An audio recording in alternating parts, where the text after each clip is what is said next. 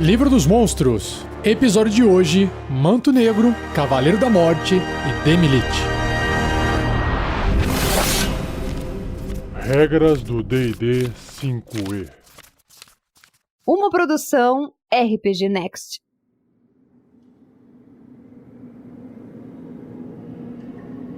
Manto Negro, primeiro monstro do cast de hoje, do livro dos monstros do D&D quinta edição, tem a aparência de um polvo. Imagine um polvo, só que mais feio, só que ele não é da água. Ele é do ar, ele flutua, ele voa e ele tem vários olhos alaranjados ou esverdeados em volta da altura da cabeça, onde o polvo teria olhos. Ele lembra ou uma estalactite ou uma estalagmite, dependendo da posição que ele tiver virado. E também tem os tentáculos de polvo, assim, igualzinho, só que nas pontas dos tentáculos elas são mais pontudas, tem tipo umas setas. Essa é a descrição da criatura. Ela é bem feinha, coitada.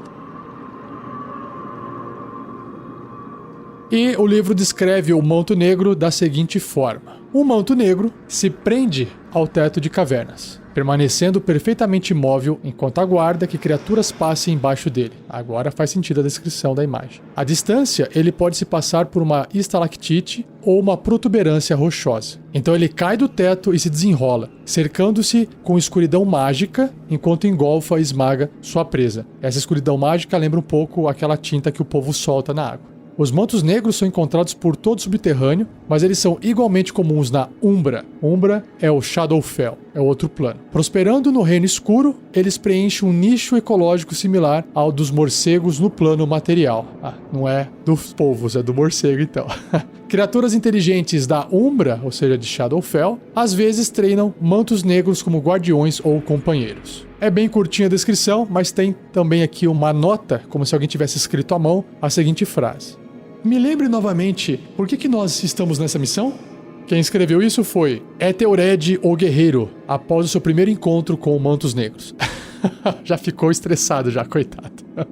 Bom, se a descrição é curta do Manto Negro, já adianto que a sua ficha, o seu quadro de estatísticas não é. Então vamos lá.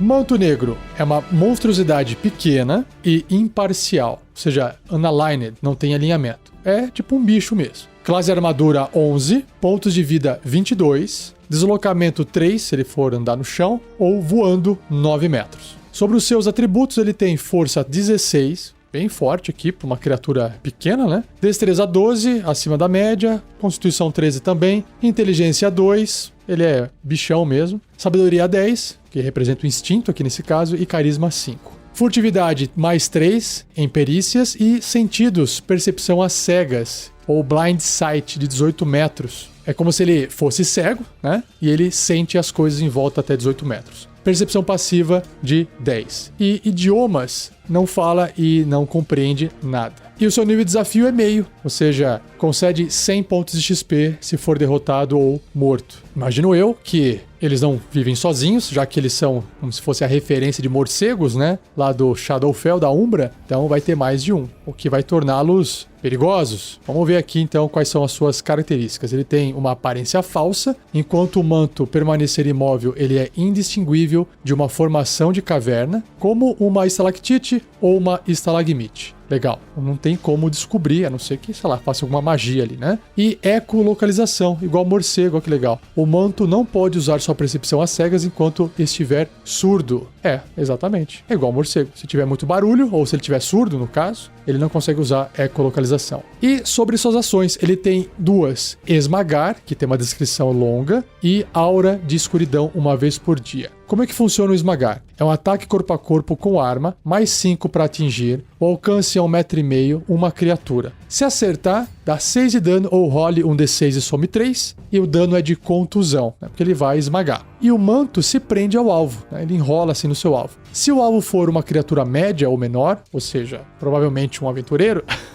e o manto tiver vantagem na jogada de ataque, ele se prende engolfando a cabeça do alvo. E o alvo também fica cego, incapaz de respirar enquanto o manto permanecer preso dessa forma. Que legal. que é legal pra criatura, né? Um terror pra vítima. Enquanto estiver preso ao alvo, o manto não pode atacar outra criatura além do alvo, mas tem vantagem em suas jogadas de ataque. Claro, faz todo sentido. O deslocamento do manto se torna 0, né? Porque ele tá preso na criatura, e ele não recebe qualquer benefício de bônus de deslocamento e se move com o alvo. Claro. Uma criatura pode desprender o manto ao realizar um teste de força com dificuldade 13, né, se for bem sucedido nesse teste, com uma ação. Ou seja, tem que abrir mão do ataque ou de fazer uma magia para poder tentar usar os braços, a mão ali para arrancar o manto negro da cabeça. No seu turno, o manto pode se desprender do alvo usando 1,5 m de deslocamento. Gasta um pouquinho de movimento ali e aí ele se solta. E o outro ataque que ele tem, outra ação, é Aura de Escuridão, uma vez por dia apenas. Então, em um raio de 4,5 metros de escuridão, mágica se estende do manto, movendo-se com ele e espalhando-se, dobrando esquinas. A aura fica em volta, por isso que é uma aura. A aura ela fica acompanhando ele. A escuridão dura enquanto o manto mantiver a concentração até 10 minutos, como se ele estivesse se concentrando em uma magia. Legal. Ou seja, ele vai usar isso aqui no momento de atacar sua presa, né? A visão no escuro não consegue penetrar essa escuridão. Olha que legal. E nenhuma luz natural pode também iluminá-la. Por isso que ele tem visão às cegas. Se qualquer parte da escuridão se sobrepor com a área de luz criada por uma magia de nível 2 ou inferior, a magia criando luz é dissipada. Então tem que ser uma magia mais potente de luz para poder conseguir iluminar essa aura de escuridão do manto negro. Assim, é uma criatura para causar estresse nos aventureiros ali, não é para interagir, não é para ter roleplay, é só para infernizar mesmo. Então vamos para a ideia de aventura com o manto negro.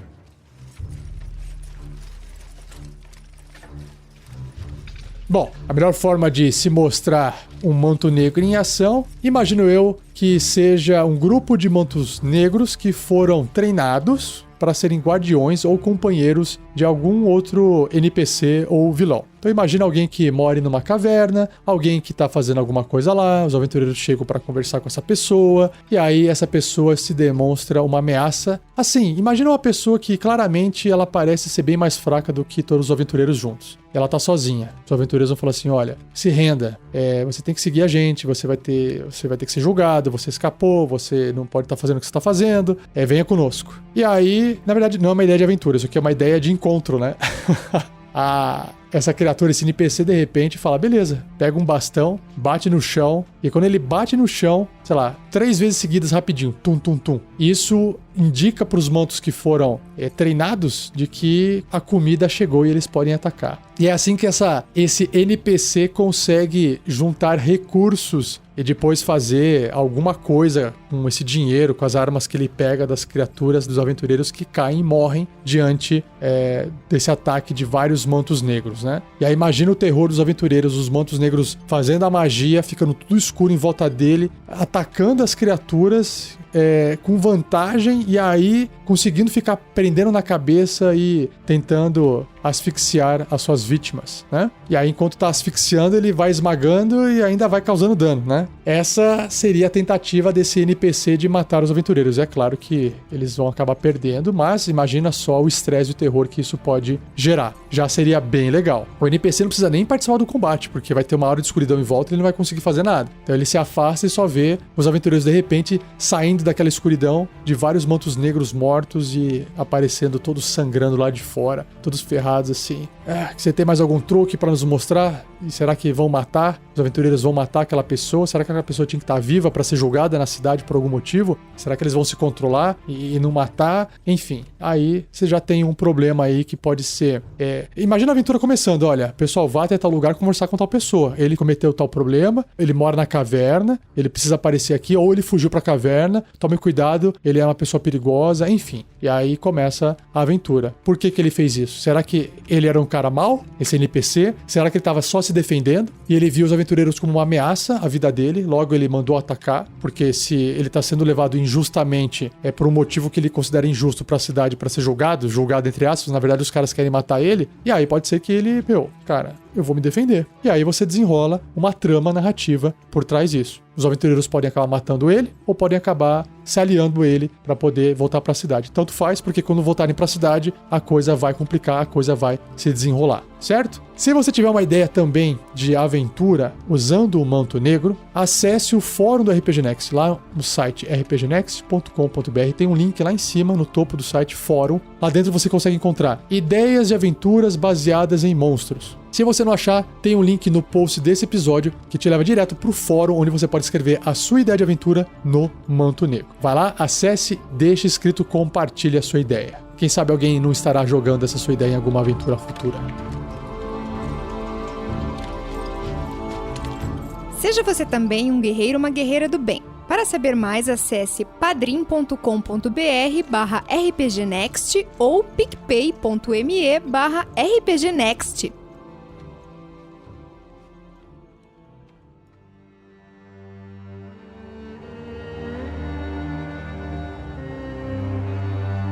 Próxima criatura é o Cavaleiro da Morte. Death Knight. Parece nome de banda de metal. A ilustração é bem legal. Imagina um cavaleiro, uma pessoa toda armadurada em pé, um humanoide. E aí o capacete parece o elmo, né? Só tem uma frestinha por onde aparecem os olhos da criatura, mas você percebe que na ilustração são 2 olhos que brilham, né, mostrando que aquilo não se trata de algo natural. E aí você vai olhando a armadura toda pesadona, bonita assim, aí quando chega na mão são ossos. Não tem uma mão de pele e carne, né? São só ossos, o que indica que lá dentro tem um esqueleto vestindo a armadura, um morto-vivo. Essa ilustração também mostra esse Cavaleiro da Morte segurando a tocha numa mão e nas costas tem o que parece ser uma super espada assim guardada.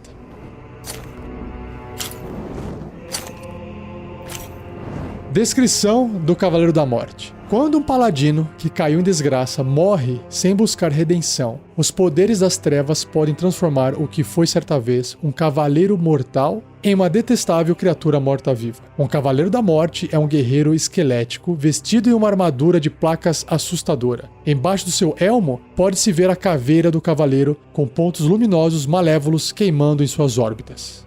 Foi o que eu acabei de falar. Poder místico. O Cavaleiro da Morte mantém a habilidade de conjurar magias divinas. Olha só. No entanto, nenhum Cavaleiro da Morte pode usar sua magia para curar. Acho que para poder causar dano, sim. Um Cavaleiro da Morte também atrai e comanda mortos-vivos inferiores, embora Cavaleiros da Morte que sirvam corruptores, os fientes poderosos, possam ser seguidores corruptores no lugar. Cavaleiros da Morte geralmente utilizam cavalos esqueléticos e pesadelos, que é aquele cavalo de fogo, como montarias. Que massa! É como se fosse o Cavaleiro da Morte, né? A morte cavalgando. Imortal até ser redimido. Um Cavaleiro da Morte pode se reerguer novamente, mesmo após ter sido destruído. Apenas quando ele se reparar por uma vida de maldade ou encontrar a redenção, poderá finalmente escapar do seu purgatório de morte e vida e finalmente perecer. Oh, que bonito. Agora, como é que ele vai fazer isso? Aí eu não sei, mas vou continuar lendo aqui. Natureza morta-viva. Um Cavaleiro da Morte não precisa respirar, comer, beber ou dormir, porque ele é um morto-vivo. Além disso, existe um box de texto que diz aqui, Lord Soth. Soth, S-O-T-H, ou se você quiser falar em português, o pessoal fala Sot, né?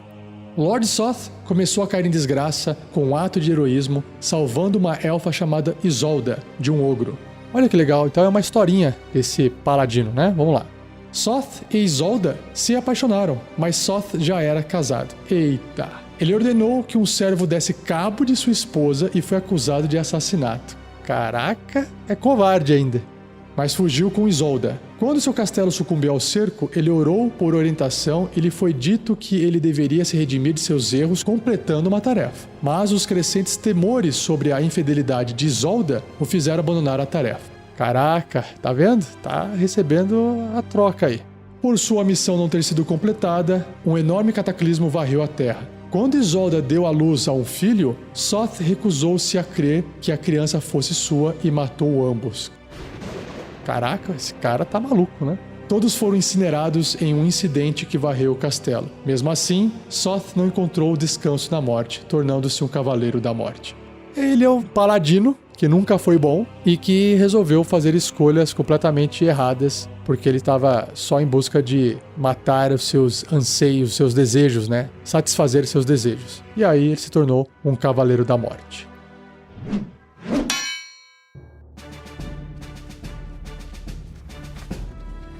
Então, no bloco de estatísticas do Cavaleiro da Morte, aqui no livro, indica que ele é um morto-vivo médio, claro, de alinhamento caótico e mau. Faz todo sentido para uma criatura que fez o que ele fez ali, né?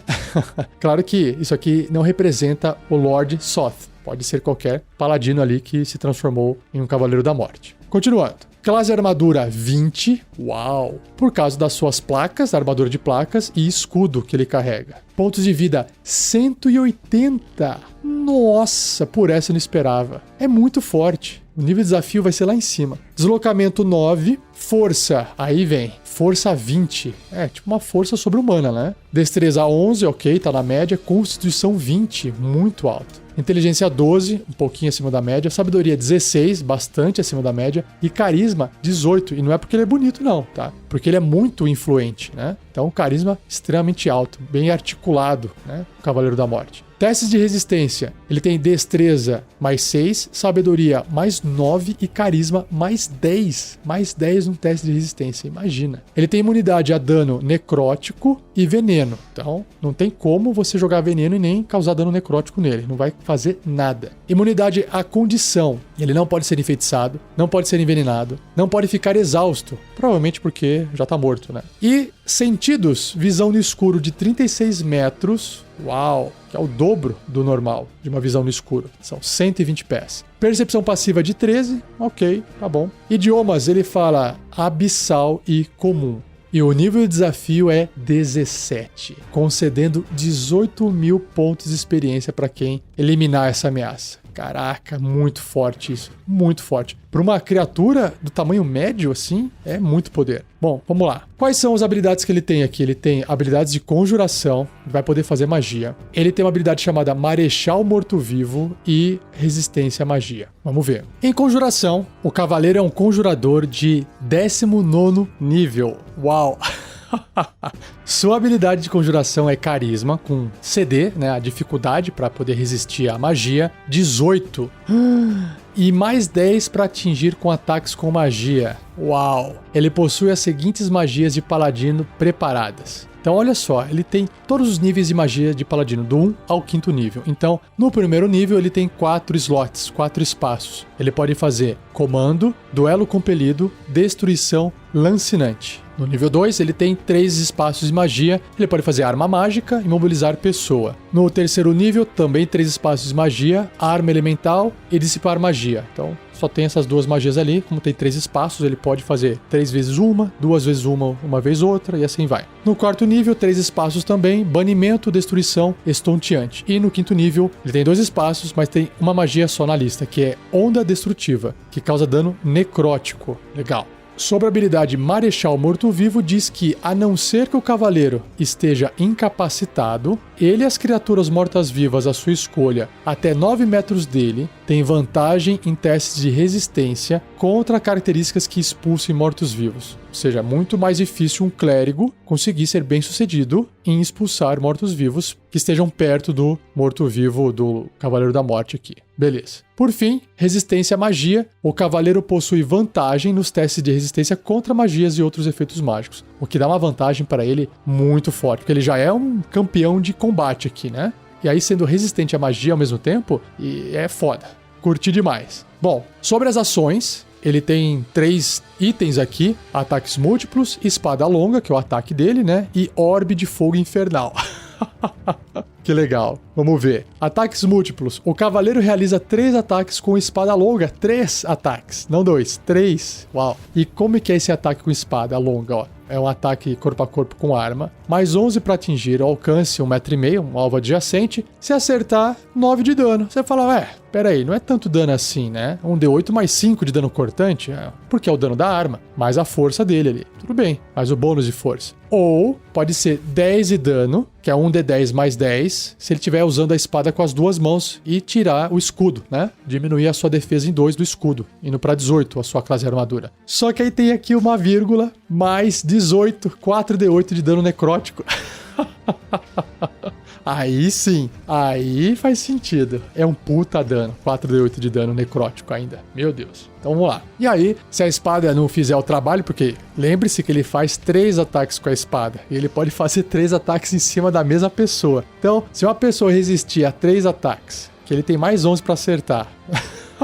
Ele ainda pode usar a orbe de fogo infernal uma vez por dia. Ó. O cavaleiro arremessa uma bola de fogo mágica que explode num ponto que ele possa ver até 36 metros dele, 120 pés. E aí essa bola que explode, ela tem ali um raio de 20 pés ou 6 metros. Então cada criatura dentro dessa esfera de raio de 6 metros, centrada no ponto, claro, deve realizar um teste de resistência de destreza, igual uma bola de fogo normal. A esfera se espalha, dobrando esquinas, claro, porque fogo dobra esquinas, e a criatura sofre 35, ou seja, 10d6, 10 dados de 6 fases de dano de fogo e 35, que são mais 10d6 de dano necrótico. Nossa, se falhar na resistência ou metade desse dano, se obtiver sucesso. Então são, em termos de dano total, 20 dados de 6 faces. É uma baita bola de fogo, é pra limpar, é pra varrer o campo de batalha. Fantástico. E por fim, reações. Ele tem aqui um tipo de reação, ou seja, ele pode fazer isso quando não for a vez dele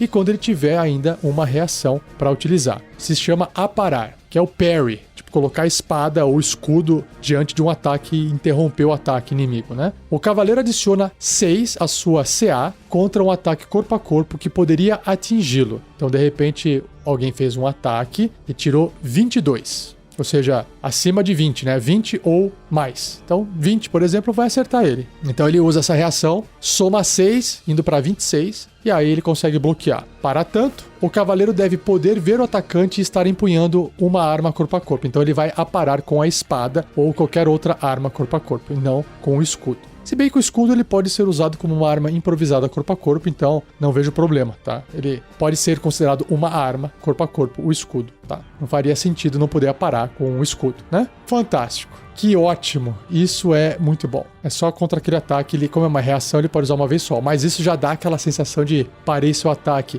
Imagina um bárbaro fazendo seu ataque mais poderoso. Tirei 20, tirei 22, acertei. Nada. Ele levanta a espada e bloqueia o ataque. Imagina o terror dos aventureiros.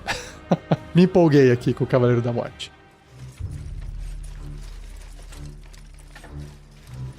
Ideia de aventura. Caraca, para uma criatura forte dessa, uma ideia de aventura, eu faria assim. Não colocaria no começo os aventureiros para lutar, né? Fazer um combate com o Cavaleiro da Morte. Acho que não há necessidade, toda ideia de aventura envolver combate. Então imagina o seguinte, que existe uma fortaleza, sabe o filme do Drácula? Só que em vez de ele ser um vampiro, ele é um Cavaleiro da Morte. Tudo bem, ele é caótico e mau, não tem problema. Mas ele precisa de ajuda, talvez ele queira se redimir, ele esteja em busca de redenção. Mas como ele é caótico e maligno, ele faz isso da forma mais errada possível. Ele pode até, talvez, acabar chamando os aventureiros. Imagina os aventureiros entrando num castelo que foi queimado, que conta a história desse Lord Sothic, se você quiser usar como sugestão. As criaturas, a família que morreu, pode ser banshees, fantasmas atormentados, almas atormentadas, que ficam ali atormentando ele, não atacam ele, mas ficam sempre gritando e, claro, vão atacar os aventureiros se ele assim ordenar, mas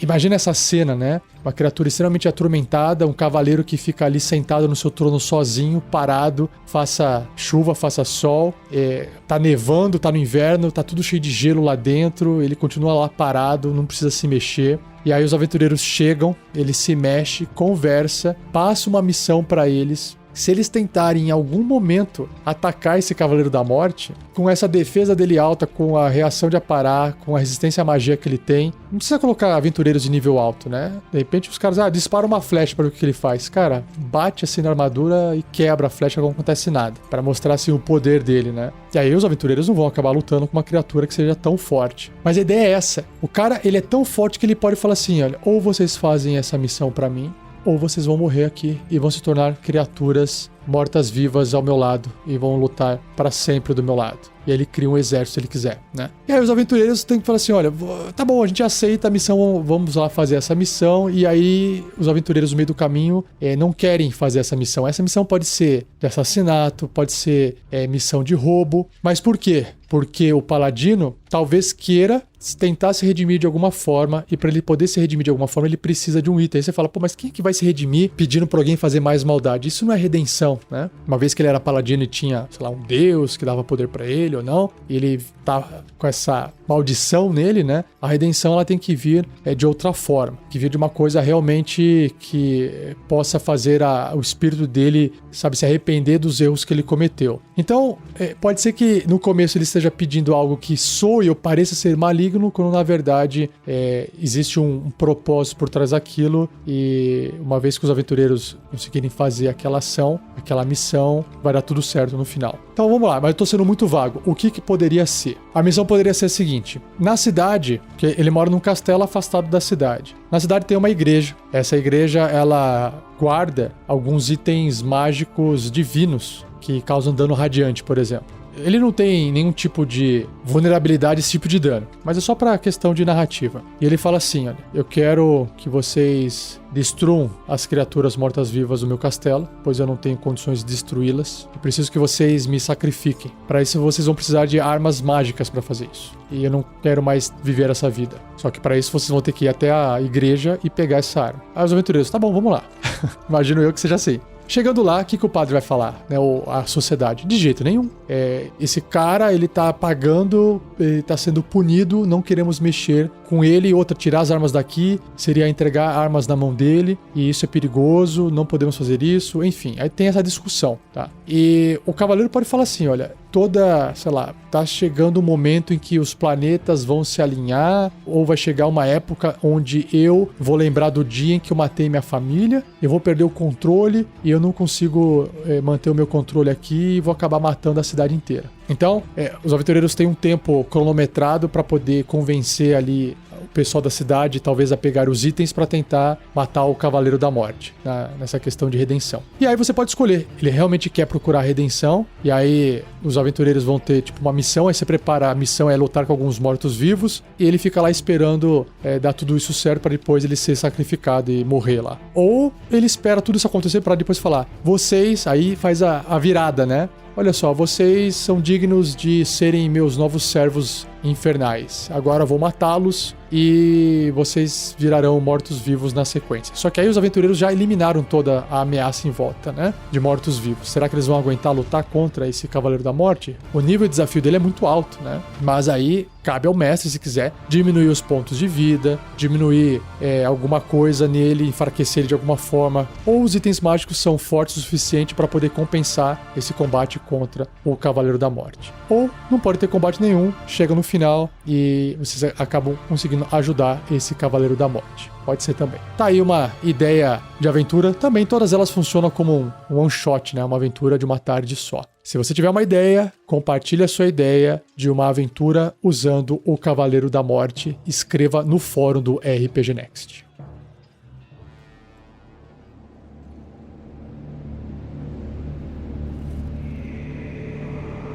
Por fim, a última criatura, o último monstro do cast de hoje é o Demi-Lich. Demi vem de semi, tá? Lich é uma criatura forte, morta-viva. Então é um semi-Lich, ou metade de um Lich. Igual falar Demigod, que é uma semi-divindade, né? Semideus. O que o livro apresenta como ilustração? Imagina um crânio com dentes amarelos. Eu não sei se são dentes de ouro. E não tem todos os dentes na boca. Estão faltando alguns. E no lugar dos olhos tem duas gemas preciosas esverdeadas ou amareladas. Essa é a aparência de um Demi-Lich. Em volta do crânio parece haver uma fumaça ou alguma coisa que tem a ver com calor. Alguma coisa assim.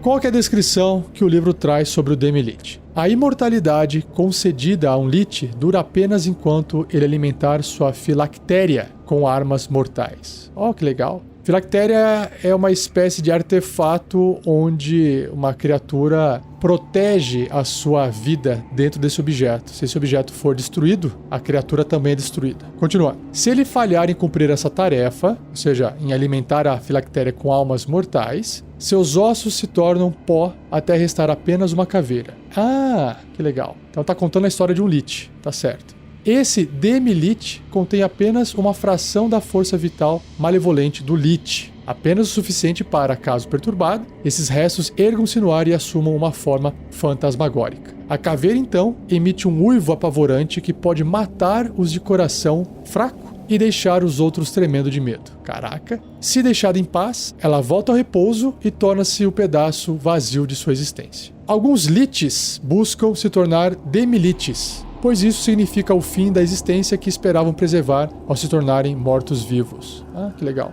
No entanto, o tempo pode desgastar a razão e memória do Lich, fazendo fugir para sua tumba remota e esquecer de alimentar-se de almas. As magias que eles conheciam desaparecem de suas mentes e ele não canaliza mais a energia arcana que portava quando era um Lich. No entanto, mesmo apenas como uma caveira, ele ainda é um inimigo mortal e enfadonho. Imagino que seja. Existência duradoura. Ah, não diga. É um morto-vivo?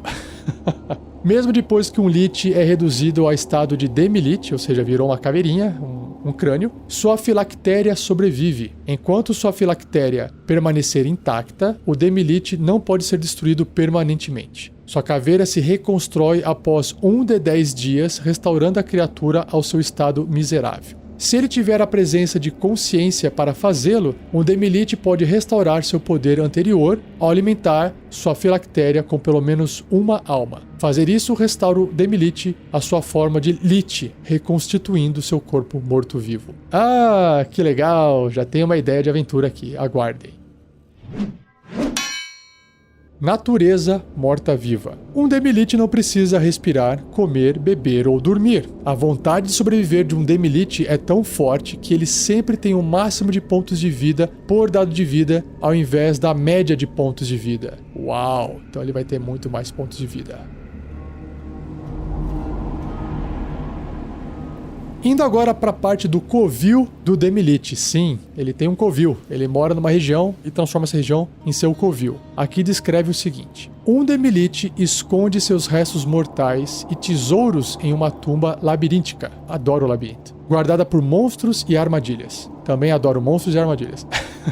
No coração desse labirinto descansa a caveira do Demi-Lich e o pó dos seus outros ossos. Ah, olha só. Em sua cripta, um Demi-Lich tem acesso às ações de covil e a usos adicionais de suas ações lendárias. Vamos ver. Seu covil inteiro também possui características únicas. Um Demi-Lich em seu covil tem um nível de desafio 20. Nossa senhora. Pera aí, deixa eu ver como é que é o normal. Ah, o normal dele, ó, é nível de desafio 18. Dentro do covil é nível 20, que é altíssimo. Ou seja, teria que haver 4 aventureiros de nível 20 para poder fazer uma luta contra esse Demi-Lich e sobreviver. Imagina, o que é um nível de desafio 20? Concede 25 mil pontos de experiência. Ações de covil, ou seja, o que ele pode fazer, né, o que ele pode ativar no covil dele estando no covil. No valor de iniciativa 20, quebrando toda a sequência de iniciativa, o Demi-Lich rola um D20. Então, sei lá, o pessoal rolou iniciativa, tirou 5, 10, 15, 13, chegou em 20, o Demi-Lich rola um D20. Em um resultado 11 ou superior, ou seja, 50% de chance, o Demi-Lich realiza uma ação de covil fazendo um dos efeitos a seguir. Quantos efeitos são? São 3. Ele não pode usar o mesmo efeito em 2 rodadas consecutivas. Então, se você escolher um efeito e no próximo turno sair 11 ou mais de novo na rolagem do D20, tem que escolher um outro efeito de covil, uma outra ação. Então, vamos lá. Ação número 1 que pode ocorrer. A tumba treme violentamente por um instante. Cada criatura no chão da tumba deve ser bem sucedida num teste de resistência de destreza com dificuldade 19 ou cairá no chão. Que legal. Outra ação, que é a segunda, o Demi-Lich afeta uma criatura que ele possa ver até 18 metros dele. Um campo anti-magia preenche o espaço do alvo, movendo-se com ele até a contagem de iniciativa 20 na próxima rodada. Nossa, então se ele fizer isso numa criatura mágica, tipo um mago que faz... Não uma criatura mágica, mas Pode ser uma criatura mágica, mas um mago que faz magia, um feiticeiro. Aí ferrou, hein? Ferrou legal, pelo menos por um turno. E a terceira ação de Covil é: o Demilite afeta qualquer número de criaturas que ele possa ver a até 9 metros dele. O que significa? Nenhum alvo pode recuperar pontos de vida até a contagem de iniciativa 20 na próxima rodada. Isso é pra atacar o terror, hein? Que legal. Show. E tem mais. Traços do Covil. A tumba de um Demilite pode ter qualquer ou todos os seguintes efeitos ativos. Então, temos 3 aqui, ó. A primeira vez que uma criatura não maligna entrar na área da tumba, a criatura sofre 16, ou seja, 3d10, se quiser rolar o dado, de dano necrótico. Que legal. Já dá pra criar só a tumba aqui, já sofre dano na hora que entra ali, né? Que legal. Traço número 2. Os monstros na tumba têm vantagem em testes de resistência para não serem enfeitiçados ou amedrontados e contra características que expulsem os mortos-vivos, que é o Turn Undead. Uau. E por fim, a tumba é protegida contra a viagem mágica de criaturas não autorizadas pelo Demilite. Tais criaturas não podem se teletransportar para dentro ou para fora da área da tumba ou usar viagem planar para entrar ou sair. Claro que tem que fazer isso para evitar que aventureiros superpoderosos quebrem a dificuldade do encontro, né? Efeitos que permitem teletransporte ou viagem planar funcionam dentro da tumba, contanto que eles não sejam usados para sair ou entrar na área da tumba. Faz sentido. Legal. E, para finalizar aqui, se o Demilite for destruído, esses efeitos permanecem num período de 10 dias. Ou seja, os traços do Covil permanecem ativos por 10 dias. Ainda na descrição e na história sobre o Demilite, tem aqui um box de texto que tem o seguinte título: Acererak e seus discípulos. Tem uma historinha, vamos ver, ó. A transformação de um Demilite não é um fim amargo para todos os liches que experimentam isso. Feita como uma escolha consciente, o caminho do Demilite torna-se o próximo passo em uma evolução sombria. O Lich Acererak, um poderoso mago, demonologista e infame mestre da tumba dos horrores, antecipou sua própria transformação, preparando-se para ela ao colocar gemas encantadas nas órbitas oculares de seu crânio e dentes. Cada uma dessas gemas de alma possui o poder de capturar as almas para que ele possa alimentar sua filactéria. Nossa, que legal. Acererak abandonou seu corpo físico, aceitando que ele apodrecesse e se dissolvesse em pó enquanto ele viajava pelos planos como uma consciência desencarnada. Caso a caveira, que é seu último resto físico, seja perturbada, suas gemas irão reivindicar as almas dos intrusos insolentes de sua tumba, magicamente transferindo-as para sua filactéria. Claro, tá aqui uma aventura, né?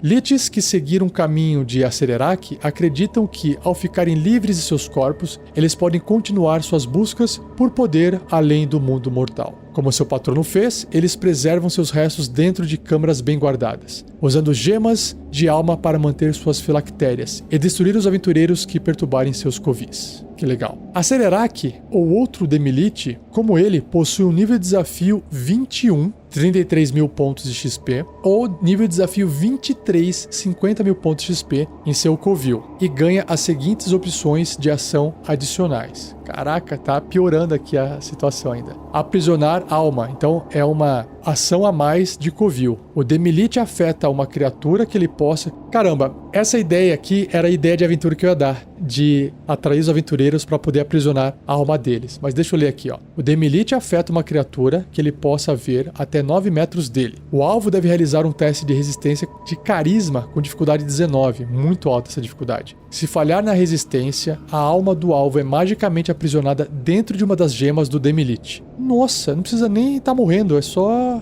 escolher e tá aí, faz o teste. Enquanto essa alma estiver presa, o corpo do alvo e todo o equipamento que ele carregava deixam de existir.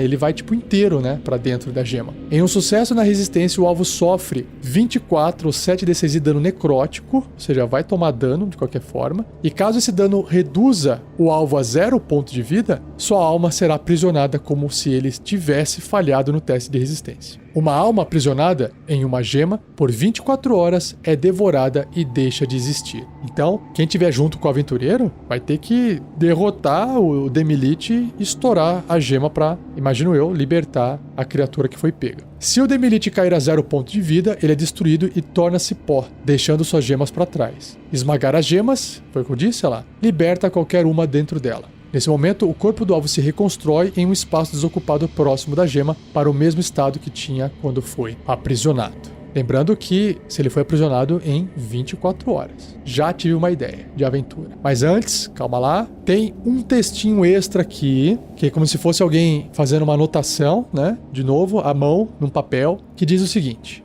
Eu, Acererac, o Eterno, apresento a você a sua desgraça. Venha, tolos, roubem meus tesouros, se vocês ousam. Outros tentaram, todos falharam. De sua pele, tapeçarias serão feitas, e seus ossos irão enfeitar minha tumba. Apenas eu estou além do alcance da morte. Apenas eu sei o segredo da real imortalidade. E esse texto está escrito em um epitáfio de um Demilite. Muito bom.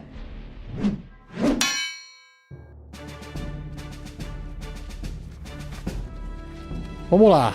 Bloco de estatísticas do Demilite ocupa quase uma página inteira, 2/3 de uma página. É bem grande, ele faz bastante coisa, super poderoso. Então vamos ver, ó. Demilite, então, é um morto-vivo miúdo, porque é só o crânio, né? Neutro e mal é o seu alinhamento, a sua tendência. Sua classe de armadura é 20, é uma armadura natural. Pontos de vida 80, tem bastante. Deslocamento 0, né? Ele não anda no chão, mas ele voa, ele plana 9 metros. Sobre os seus atributos, força 1, né, porque é uma cabecinha ali, um esqueletinho, não tem como ter força, mas destreza 20, muito alta destreza. Então deve voar com bastante agilidade. Constituição 10 é normal, inteligência 20, muito inteligente. Muito sábio, 17 e também com carisma muito alto, 20 de carisma. Sobre os testes de resistência, Constituição mais 6, inteligência mais 11, sabedoria mais 9, carisma mais 11. Nossa, muito forte. Ele tem resistências a dano de contusão, corte e perfurante de armas mágicas. Mesmo sendo mágica, a arma vai causar metade do dano. Caramba! Imunidade a dano necrótico, psíquico, veneno, contusão, cortante e perfurante de ataques não mágicos. Aí realmente não vai fazer efeito nenhum se não tiver armas mágicas contra essa criatura. Também tem imunidade a condições que são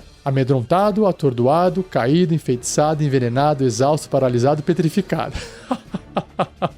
É o super boss fight aqui contra ele. Sentidos, ele tem visão verdadeira de 36 metros. Cara, é muito apelão. Percepção passiva de 13, ok. É um ponto normal dele aqui. Não fala, não compreende idiomas, não tem idioma nenhum. Realmente é uma caveira ali que tá agindo puramente pela programação do Lich, né? E o nível de desafio é 18. Caraca, 20 mil de XP. Então tá. Quais são umas características que tem aqui na lista? Anulação, imunidade à expulsão. Caraca, mais uma imunidade. E resistência lendária. Vamos ver, ó. Anulação. Se o Demilite for alvo de um efeito que permita que ele faça um teste de resistência para reduzir o dano à metade, por exemplo, uma bola de fogo, ao invés disso, ele não sofre nenhum dano se obtiver sucesso no teste de resistência e sofre metade do dano se falhar. Nossa, então é isso aí. Mais força ainda para resistir a danos. Imunidade à expulsão, o Demilite é imune a efeitos de expulsar mortos-vivos. Não funciona contra ele. Caraca, imagina o clérigo, coitado, todo feliz que vai usar o seu Turn Undead contra ele e não funcionar, né? Resistência lendária, 3 vezes ao dia. Se o Demilite fracassar num teste de resistência, ele pode escolher obter sucesso ao invés disso. Uau!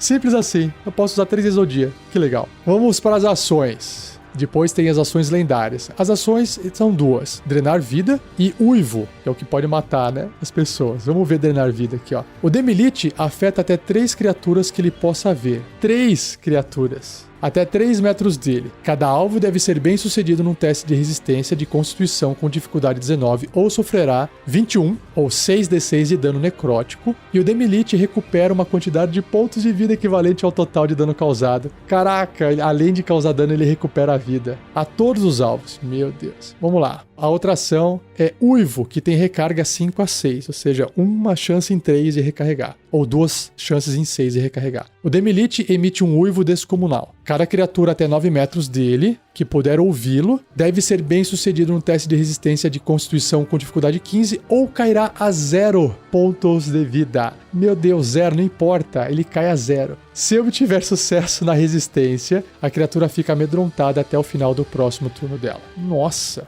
ainda vai ficar amedrontada. Meu Deus do céu. Ele vai começar com uivo, né? E as ações lendárias? Nossa, tem 4. O Demilite pode realizar 3 ações lendárias escolhidas dentre as opções abaixo. Apenas uma ação lendária pode ser usada por vez e apenas no final do turno de outra criatura. Apenas no final do turno de outra criatura. O Demilite recupera as ações lendárias gastas no começo do turno dele. É assim mesmo que funciona, as ações lendárias. Vamos lá. Primeira ação lendária que ele pode usar. Drenar energia. Custa 2 ações. Tá? Então ele tem 3. Tá, entendi. E aí, se ele fizer isso, ele gasta 2. Cada criatura até 9 metros do Demilite deve realizar um teste de resistência de constituição com dificuldade 15. Se falhar na resistência, o máximo de pontos de vida da criatura é magicamente reduzido em 10, ou seja, 3d6. Se o máximo de pontos de vida de uma criatura for reduzido a 0 por esse efeito, a criatura morre. Esse máximo de pontos de vida de uma criatura pode ser restaurado pela magia Restauração Maior ou uma magia similar. Ok. Mais uma ação lendária. Maldição Vil. Custa 3 ações. O Demilite afeta uma criatura que ele possa ver até 9 metros dele. O alvo deve ser bem sucedido num teste de resistência de sabedoria com dificuldade 15 ou será magicamente amaldiçoado. Até a maldição terminar, o alvo tem desvantagem nas jogadas de ataque e testes de resistência. O alvo pode repetir o teste de resistência no final de cada um dos seus turnos, terminando a maldição se obtiver sucesso. Ok. E nuvem de poeira. O Demilite magicamente espalha seus restos poeirentos. Cada criatura até 3 metros do Demilite, incluindo os dentro de corredores, deve ser bem sucedidos num teste de resistência de constituição com dificuldade 15 ou ficará cega até o final do próximo turno do Demilite. Então é para cegar mesmo. Uma criatura que seja bem sucedida nesse teste de resistência fica imune a esse efeito até o final do próximo turno do Demilite. E voo, que é a última habilidade lendária. O Demilite voa até metade do seu deslocamento de voo, ou seja, ele pode ainda se mover no final do turno das outras criaturas que estão combatendo ela. Olha só. É muito forte a criatura. Então, eu vou aqui para ideia de aventura. Vamos lá.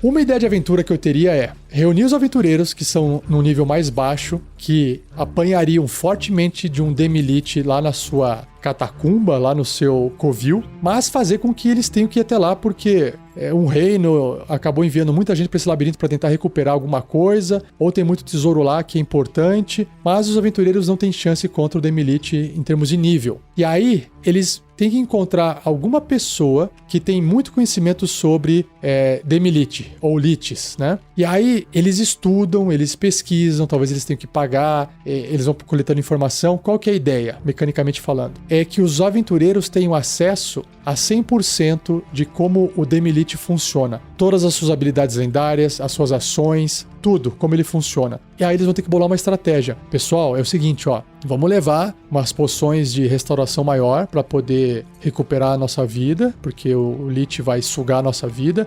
Vamos levar uma magia para deixar a gente surdo, para a gente não ouvir o uivo dele. Então a gente tem que chegar surdo no local para não ouvir ele gritando e a gente se ferrar. Sabe, eles talvez tentam se preparar o melhor possível para poder entrar num labirinto, chegar até o Demilite e lutar contra esse Demilite. Acho que seria a forma mais interessante de fazer um combate onde os aventureiros tiveram que se preparar antes para poder chegar até o Demilite. Agora, o que vai ter no labirinto aí é outra história. Ou deixa a sua ideia escrita para complementar essa no fórum do RPG Next sobre aventuras baseadas em ideias de monstros. Beleza?